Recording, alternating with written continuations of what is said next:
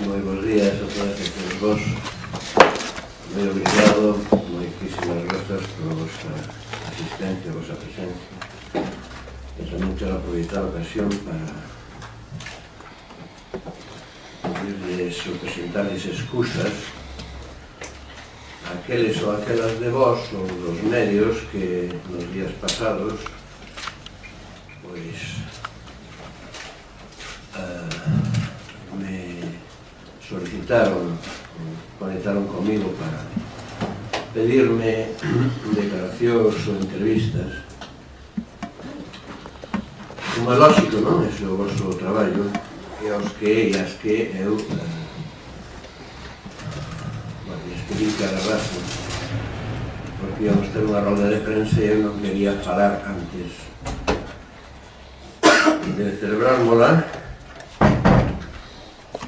dado que por unha banda pois tiñamos que reunirnos nun Ponte Fernandiño e por tanto podermos estar en condición de falar non como unha opinión individual miña, senón como unha opinión colectiva. Por tanto, grazas tamén por a vosa comprensión,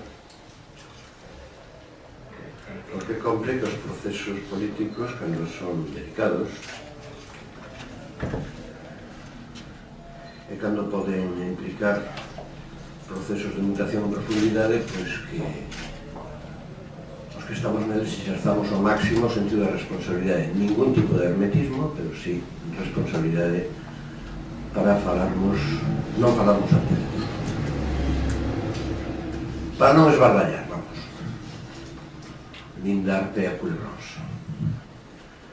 Vayamos logo ao asunto que intentarei sintetizar o que queremos expoñervos. Acompáñanme, non é necesario que diga os nomes, están postos aí, compañías e compañeros Concha, da coordinadora do BNE, e que ademais, unha vez máis, os 4 somos membros da Comisión Nacional do BNE. O rótulo foi do que da convocatoria desta rolda de prensa, con esta comparecencia, pois, perspectivas, non? Do proceso aberto no BNG. Entón, intentarei expoñervos isto o máis concisamente posible, pero en tres treitos, non? En primeiro lugar,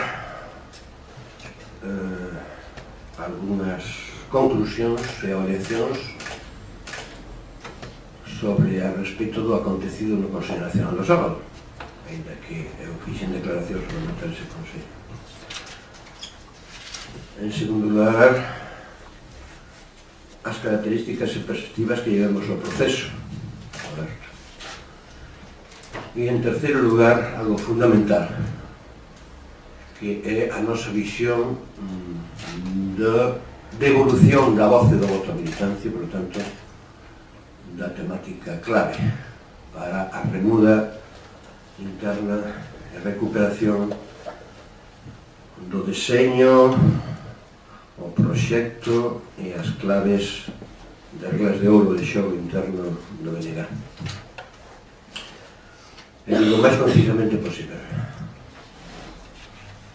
Consello Nacional. Bueno, eu coido que a dimisión da executiva foi un primeiro triunfo da militancia do BNG, da militancia activa, da militancia non simplesmente enganchada con consignas de arriba abaixo, senón militancia que pensa e que quere exercer no BNG e que durante este proceso destes últimos anos virase cada vez máis disuadida da participación. É significativo que esta dimisión creou un triunfo desa militancia, é significativo que asambleas comarcais celebradas despois do Consello Nacional, como por exemplo onde se celebraron non asambleas para o proceso da asamblea convocada agora, sino asambleas que estaban convocadas simplemente para a variación dos resultados das eleccións, pois por exemplo Vigo, Lugo Centro e Lugo Sur, houve unha maré de militancia que non se recordaba dende hai moito tempo. En Vigo tiveron que cambiar a última hora de local porque non collían os militantes na orde de 300 militantes, e sobre todo a emerxencia de moita militancia que non asistía últimamente porque acabo de explicar, non? E que xa levamos dito moitas veces. Estaba disuadida, consideraba que asistir para escoitar informacións que venen de arriba e para recibir consignas reclamando en todo caso a adhesión ao que viña de arriba, pois que efectivamente non eran as asambleas de participación, debate e xestación das liñas directrices para seren logo vehiculizadas a través dos órganos de dirección galega. E ademais tamén foi moi significativo que a absolutamente mayoritaria, abrumadoramente mayoritaria posición desa militancia foi de reclamar responsabilidades civilizadamente, sosegadamente, pero sí, reclamar responsabilidades, afirmar que evidentemente a dimisión era indispensable e reclamar en a participación. Por lo tanto, que non fose un episodio isolado, sino que abrise unha nova forma de participación da militancia. Nova no sentido de restaurar o que era a forma de participación deseñada nos modelos do proxecto do bloque. Pero esta dimisión, ademais, foi un feito do que tivemos coñecemento na propia sesión do Consello Nacional. Nós, concretamente, os membros do Encontro Esmaniño, que ademais de seremos membros do Consello Nacional, somos membros da Executiva, fomos informados polo portavoz nacional minutos antes de comenzar a súa comparecencia entre os medios de comunicación, entón que xa fixo as declaracións que todas sabedes, porque incluída, por tanto, a decisión de dimisión, non só do portavoz nacional, senón da Executiva en conxunto.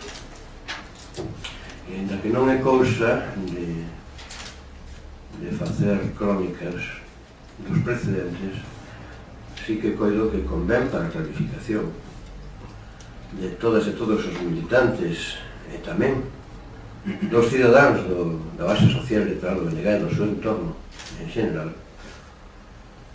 que na Executiva celebrada a antevíspora do Consello Nacional, a xoves, onde nós insistimos en plantexar como un documento escrito a dimisión do conxunto da Executiva, non houbo disposición a dimitir. Nesa Executiva non se acordou que a Executiva dimitise, pero sí que nós explicitamos que, ainda que nós non éramos precisamente os máximos responsables da liña seguida polo BNG, porque estivéramos sempre nunha actitude crítica, de advertencia, etc., non vou insistir, se o sabedes, nós sí que, no caso de que non dimitise nin o portavoz nin a Executiva, nós, por asunción da responsabilidade colexiada como membros da Executiva, que é órgano colexiado e non unha Executiva designada por un secretario xeral, pois que sí que presentaríamos a dimisión na sesión do Consello Nacional, ao remate, unha vez que se consumase a sesión sin que houvese dimisión. Evidentemente que nese Consello Nacional nós, ademais de congratularnos coa decisión do portavoz e, por tanto, en conxunto ampliada